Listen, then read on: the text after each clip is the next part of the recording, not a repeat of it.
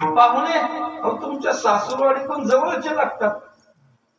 मुलगी शिकलेले जवळचे पाहुणे, जमीन भरपूर आहे. हुंडा तुम्ही मागावा आणि त्यांनी द्यावं, काही अडचण नाही.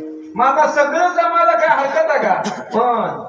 पण म्हणते की मागचं बोलणं शून्य झालं, काहीच त्या बोलण्या. पण पोरीला नाकच नाही. काय शिक्षणाला काय करायचं, जमिनीला, हुंड्याला, घराला, बंगल्याला काय करायचं, सगळं झिरो.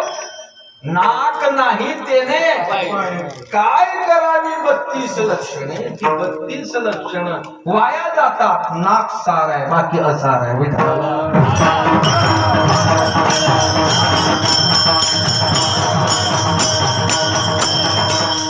बोलता येईल सार असारावर. तसं परमात्म्याचं नामचिंतन हे सार. सगळी साधन, अनेक साधन